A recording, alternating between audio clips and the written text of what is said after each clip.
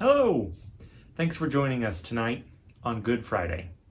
I'm Reverend Matt, and you might be wondering, why is today called Good Friday? It seems like it's anything but good. In fact, it seems like it might even be the low point of human history in which we put Christ, we put God on a cross, and we killed him. It actually comes from an old understanding of the word good, meaning pious or holy. Just like you might still hear the Bible referred to as the good book. That's why it's called Good Friday, meaning holy. And so for tonight, we remember, we reflect on Christ's death. And so I thought scripture should start us out, as always. And so I wanted to read to you John chapter 19, verses 1 through 30. And it says this. Then Pilate took Jesus and had him flogged. And the soldiers wove a crown of thorns and put it on his head, and they dressed him in a purple robe. They kept coming up to him saying, "Hail, King of the Jews," and striking him on the face. Pilate went out again and said to them, "Look, I am bringing him out to you, to let you know that I find no case against him." So Jesus came out wearing the crown of thorns and the purple robe. And Pilate said to them, "Here is the man." When the chief priests and police saw him, they shouted, "Crucify him! Crucify him!" Pilate said to them, take him yourselves and crucify him. I find no case against him." And the Jews answered him, "We have a law, and according to that law he ought to die, because he has claimed to be the Son of God." Now when Pilate heard this, he was more afraid than ever. And so he entered his headquarters again and asked Jesus, "Where are you from?" But Jesus gave him no answer. And Pilate therefore said to him, "Do you refuse to speak to me? Do you not know that I have the power to release you and the power to crucify you?" Jesus answered him, "You would have no power over me unless it had been given you from above. Therefore, the one who handed me over to you is guilty of a greater sin." From then on, Pilate tried to release him, but the Jews cried out, "If you release this man, you are no friend of the emperor. Everyone who claims to be a king sets himself against the emperor." When Pilate heard these words, he brought Jesus outside and sat on the judge's bench at a place called the Stone Pavement, or in Hebrew, Gabbatha. Now it was the day of preparation for the Passover, and it was about noon, and he said to the Jews, "Here is your king." And they cried out, away with him, crucify him." Pilate asked them, "Shall I crucify your king?" And the chief priests answered, "We have no king but the emperor." Then he handed him over to them to be crucified. So they took Jesus, and carrying the cross by himself, he went out to what is called the place of the skull, which in Hebrew is called Golgotha. There they crucified him, and with him two others, one on either side of him, with Jesus between them. Pilate also had an inscription written and put on the cross. It read, "Jesus of Nazareth, the King of the Jews." Many of the Jews read this inscription because the place where Jesus was crucified was near the city, and it was written in Hebrew, in Latin, and in Greek. Then the chief priests of the Jews said to Pilate, "Do not write the King of the Jews, but this man said, 'I am King of the Jews.'" Pilate answered, "What I have written, I have written." When the soldiers had crucified Jesus, they took his clothes and divided them into 4 parts, one for each soldier. They also took his tunic. Now the tunic was seamless, woven in one piece from the top. And they said to one another, "Let us not tear it, but cast lots for it to see who will get it." This was to fulfill what the scripture says, "They divided my clothes among themselves, and for my clothing they cast lots." And that is what the soldiers did. Meanwhile, standing near the cross of Jesus were his mother and his mother's sister Mary, the wife of Clopas, and Mary Magdalene. When Jesus saw his mother and the disciple whom he loved standing beside her, he said to his mother, "Woman, here is your son." Then he said to the disciple, "Here is your mother." And from that hour the disciple took her into his own home. After this, when Jesus knew that all was now finished, he said, in order to fulfill the scripture, "I am thirsty." A jar full of sour wine was standing there, so they put a sponge full of the wine on a branch of hyssop and held it to his mouth. When Jesus had received the wine, he said, "It is finished." Then he bowed his head and gave up his spirit. The word of the Lord. Thanks be to God.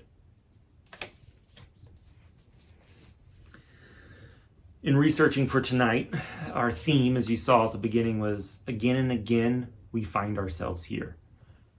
Every season of Lent, right before Easter, we find ourselves at Good Friday. Again and again, we find ourselves here. And in my reading this week, in my research, and the materials that came with the sanctified art materials, it focused in on James Cone's The Cross and the Lynching Tree. And I couldn't help but think about the parallels between the two, as James Cone taught, but also with the parallels of the black men and women who have been killed by police in these last few years. And so I hope you'll join me on this journey tonight. It's not going to be a typical sermon with typical worship songs, but instead I thought we could take a journey together. I naturally have been reflecting the last week over my journey and how I've changed my thinking and how I understand systemic racism and police brutality. And so I thought we would go back to the very first thing I remember that really opened my eyes to this issue as a white person.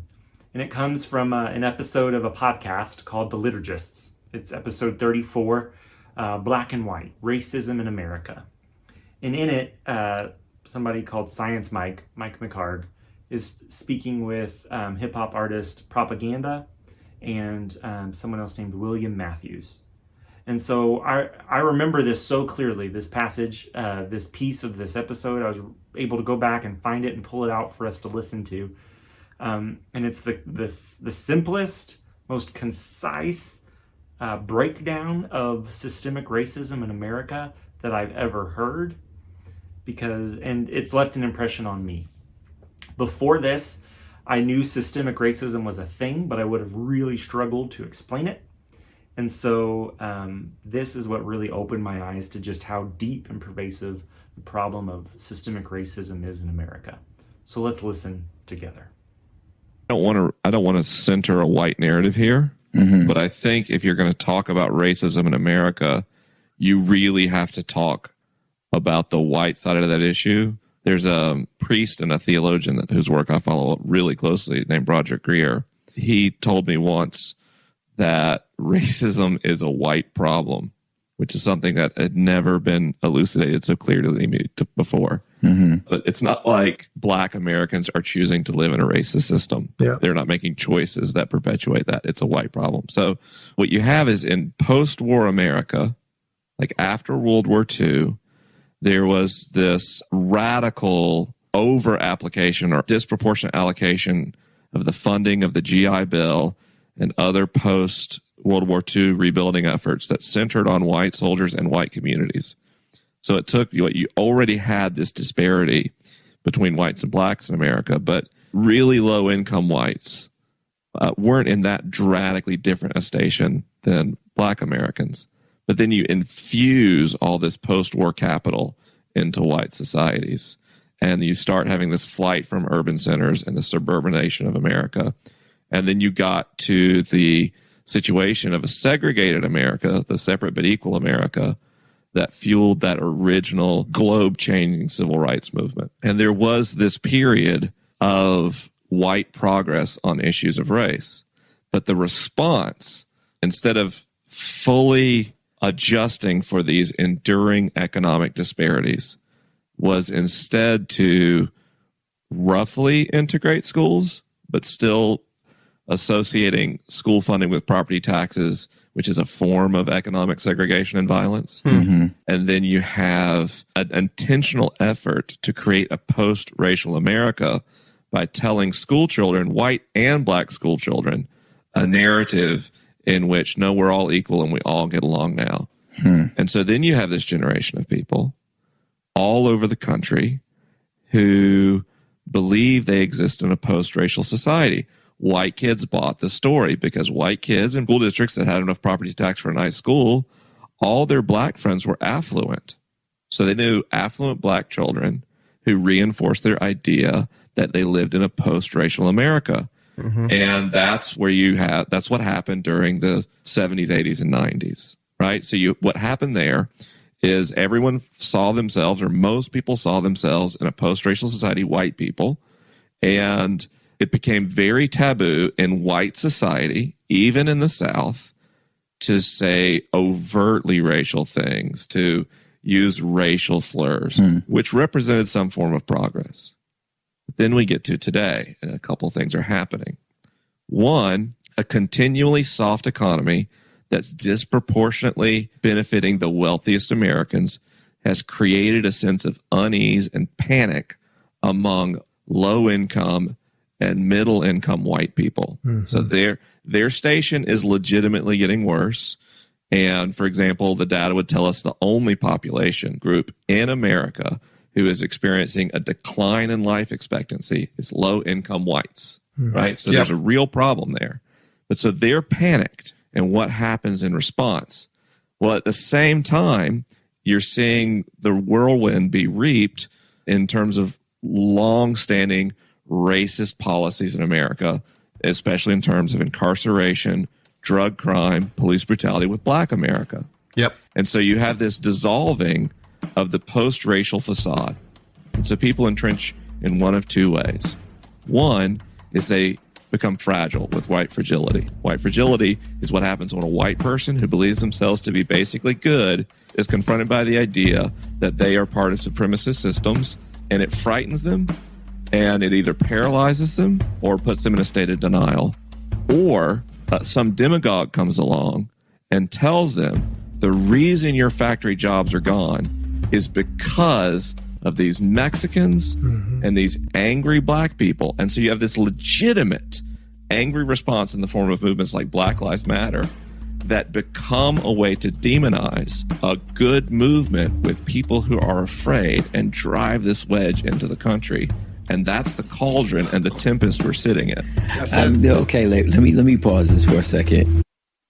Anyway, I would say this. So it's that same group of people, right? I'm going to take you back a century earlier. That same group of people that received this money from a GI Bill 2 generations later is looking at a young black man who's complaining about welfare and wanting help from the government, and is saying, you work hard and you get what you got to get. You don't need no government handouts. You know, you guys are just all so lazy. You're looking for a handout. Time out. You know how you got to the suburbs? It was the GI Bill. It was a government handout. And I'm going to take them a step further and say how y'all had the family farm was a Homestead Act. So this is, you know, when we bought the Louisiana Purchase and we needed people to fill that place, the government was handing out monies for families to move there. And if you didn't know how to farm, no problem. We will pay for you to learn how to farm. That's a government program. You know what I'm saying? So when you tell me, right, that my family has not attained wealth and I'm just looking for the government to help me out, I'm like, time out, young buck. That's exactly how you developed wealth. Was it just happened 2 centuries ago. So you looking at me now, right? So when I say, yeah, you're a product of privilege, there's things that you inherited, you think that's crazy because you're a poor white man still working for you, or still working for your job. But this is what you don't understand though. This is what you don't understand though, right? There was a time that your government looked at you and said, I am going to help you. And your family received it, right? And I don't understand why you don't understand that I have the same rights that you do. Yep. But again, let me take you even a step further past that. Let me tell you why you think it's crazy. It's because your framers thought it was crazy, right? Because when they wrote that Constitution and they said all men were created equal, you think they were talking about me? They weren't talking about me. No, they weren't talking about us. They weren't talking about me. Mm-hmm. It took a constitutional think about this. It took a constitutional amendment. Like they had to change the law to get y'all to believe that we were human. Yep. Not even we had rights. We were humans, right? Because before that, you know, it was only 3/5. It was 3/5 human, right? So, but it took a law, like let that sink in. Like it took a law for you to understand that I was a human. Yeah. You know what I'm saying? I mean, like, let's be real about that. Like, even when they said, okay, we hold these truths to be self-evident that all men were created equal. And by all men, we mean white over 25 that own land and that are UK descendants. You know what I'm saying? Yeah. So your Irish uncle, right? Yeah, the Constitution didn't apply to him. Yeah. You know what I'm saying? So like, if you let that truth set in and understand that narrative where you, in the same way that like you had in the 1800s, you had like Japanese people standing in front of the Supreme Court trying to argue that they were white so that we could own land. You know what I'm saying? And that's just a smaller part of a larger episode, a conversation that goes on for an hour and a half. You can look it up online and listen to the entire episode if you wish. I highly recommend it. Granted, it is older. It was filmed on Super Tuesday, recorded on Super Tuesday 2016. So it was just at the beginning of kind of Trump's ascendancy. And obviously a lot has happened since 2016.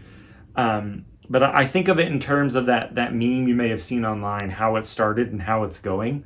For me, that episode is kind of how it started. It's the first thing I can point to in my life where I really started to have my eyes opened to this issue. And so that's kind of how it started. So how's it going? Obviously, we've been on this journey together the last few years, especially quarantine and the whole reason we're doing Good Friday in this format. And I can't help but have followed the news this last week as the murder trial of George Floyd has started. And in listening to that and watching with our Bible study group, the Black Church, lots of things have been swirling together for me. And so my how it's going, while I started with listening to the liturgist, now I'm encountering and working with the work of James Cone. Dr. James Cone, considered by many to be the father of Black liberation theology. And one of his most seminal works was The Cross and the Lynching Tree, part of our anti-racist lending library, if you'd like to check it out once I return it. And so rather than me, a white guy, try and sum up his words and his work, I thought it would be good for us to listen to him together. And so this next clip that I want to play for you is actually a part of a talk that he gave about the cross and the lynching tree, combined with the Billie Holiday song Strange Fruit. And then what is playing on the screen while you listen to those things is a slideshow that I found online of a whole host of Black men and women who have been killed due to police brutality in the United States. So I invite you to listen to James Cone and to Billie Holiday and watch and read and learn and say their names. Acts 10:39. They put him to death by hanging him on a tree. The cross and the lynching tree are separated by nearly 2,000 years.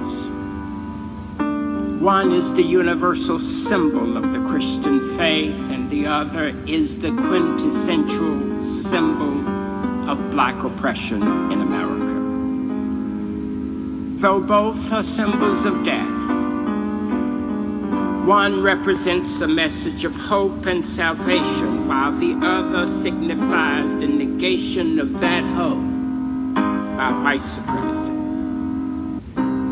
Despite the obvious similarities between Jesus' death on the cross and the death of thousands of Black men and women strung up to die on a lamppost or tree, relatively few people have explored their symbolic connections. Yet I believe that this is the challenge we must face. What is at stake is the credibility and the promise of the Christian gospel and the hope that we may heal the wounds of racial violence that continue to divide our churches and our society today.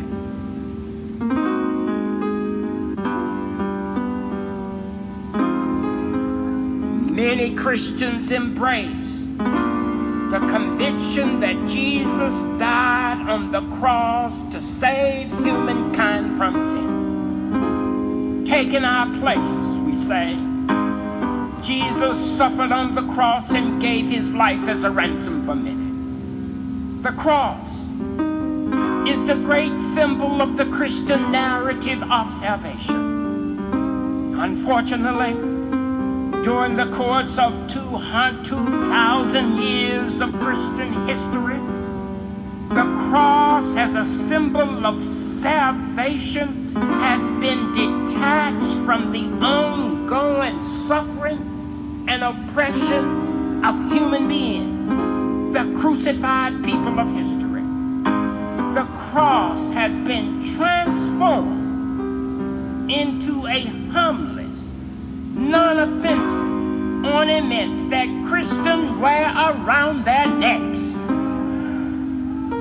Rather than reminding us of the cost of discipleship, it has become a form of cheap grace, as Dietrich Bonhoeffer put it. An easy way to salvation that doesn't force us to confront the power and the meaning of Christ's message and mission. In reflecting on the cross and the lynching tree, I found my inspiration in the black church.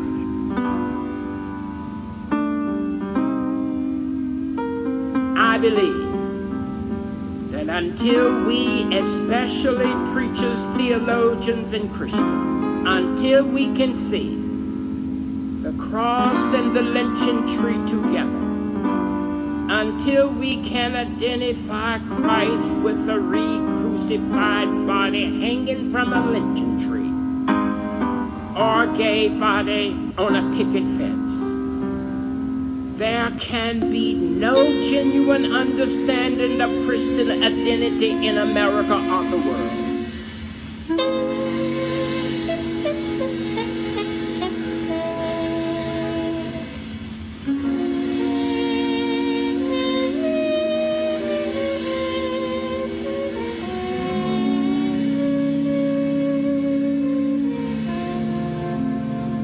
Southern trees bear a strange fruit, blood on the leaves and blood at the root, black bodies swinging in the southern breeze, strange fruit hanging from the poplar trees.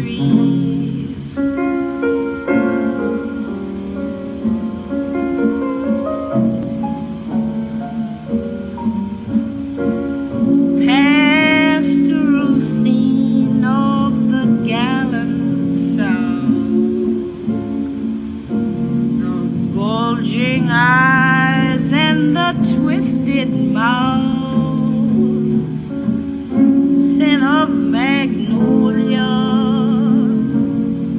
sweet and fresh, then the sudden smell of burning flesh. Here is a fruit for the crows to pluck, for the rain to gather, for the wind to suck, for the sun to rise, for the tree to drop.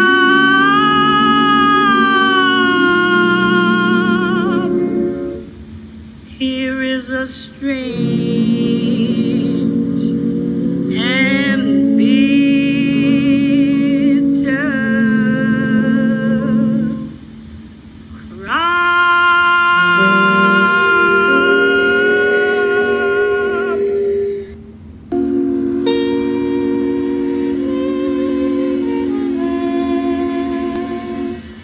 African Americans, after 2.5 centuries of slavery, another century of lynching and Jim Crow segregation, and yet still still come out loving white people.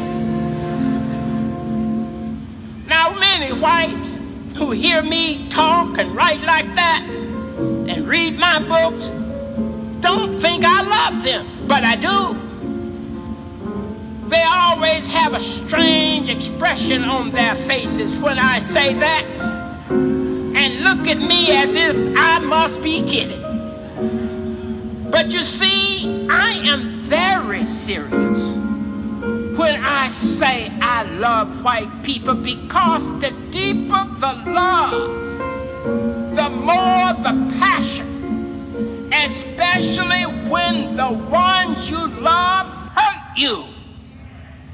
You are their brothers and sisters, and yet they treat you like enemies. Southern trees bear a strange fruit, blood on the leaves and blood at the root, black bodies swinging in the southern breeze, strange fruit hanging from the poplar trees.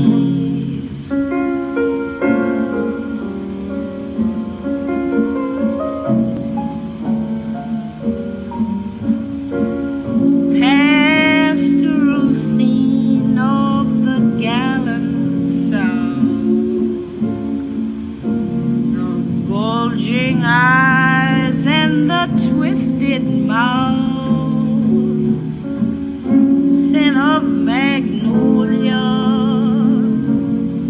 sweet and fresh, then the sudden smell of burning flesh. Here is a fruit for the crows to pluck, for the rain to gather, for the wind to suck, for the sun to rise, for the tree to dry.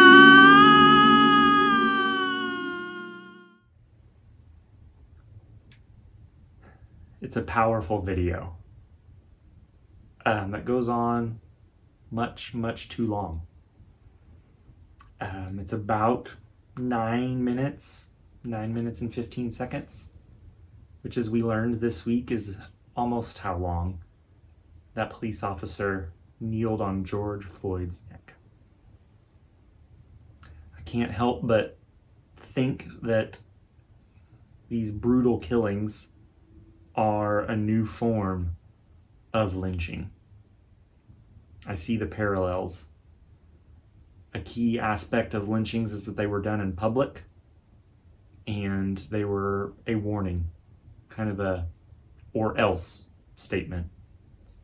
And with the advent of cell phone footage, we have seen that it's not over. So where do we go from here?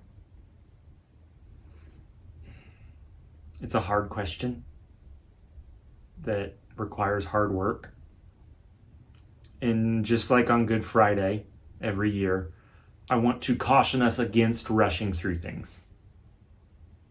Good Friday is tough. Good Friday is dark. Good Friday is about death. And yes, we know that Easter will be coming soon, but we can't rush through today. In my better days, I am hopeful that we will continue to see progress as far as it relates to racism and white supremacy in the United States. But we can't rush through or minimize just how bad it is and how bad it's always been. So acknowledging that, I still want to speak to the power of hope. It's worth having hope, and we can have hope. And today, these days, where I find hope is in liberation theology. Liberation theology says, at its most basic form, you could say that God is on the side of the oppressed. James Cone was the father of Black liberation theology. and as I read his work and listen to others like him, I find hope. I am encouraged that it doesn't have to be this way, even if it feels like it's always been this way. And that true Christian work is dismantling systems of oppression, dismantling white supremacy. So I find hope. Sometimes I have to look really hard, but I can still find hope. That's what soon Easter is about. But today is Good Friday. And to kind of end on a hopeful note, I'd like to listen to one last song together. It's called We'll All Be Free. It's by William Matthews, who was part of that liturgist episode we listened to earlier. William Matthews sings it with the band Gungor, and I just invite you to listen now.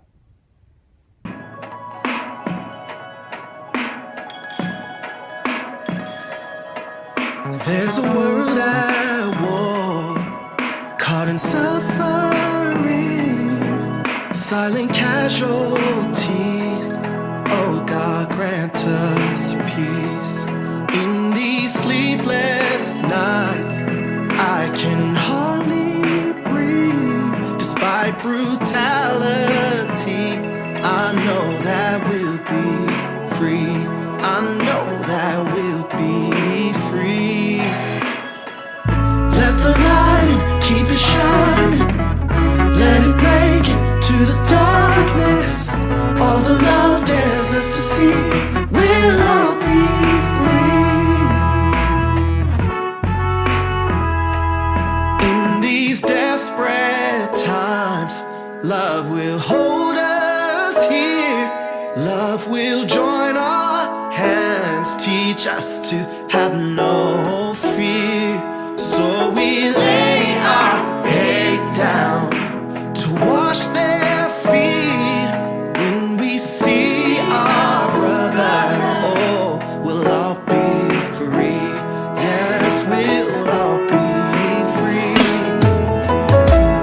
Let the light keep it shining. Let it break into the darkness.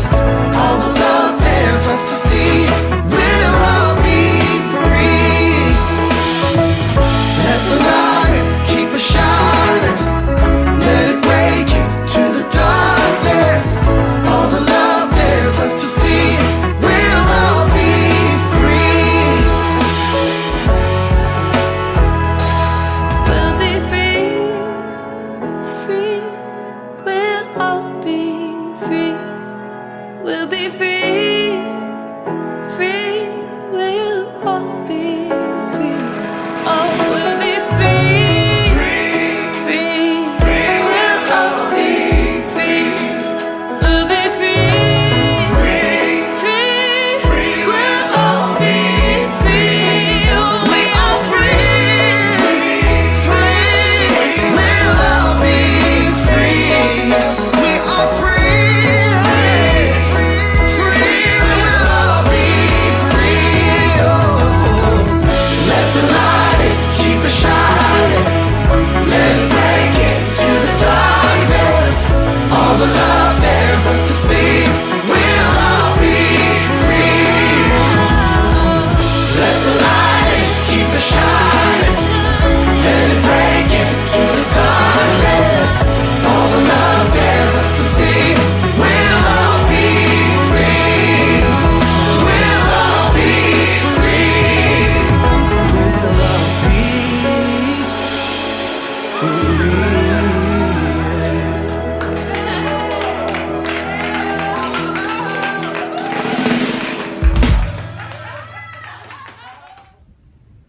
Thank you again for joining me tonight. In the form of a benediction, if you would raise your arms up, a posture of receiving blessing. My hope is that you may go in grace and peace, looking forward to new life and resurrection in a day when we will all truly be free.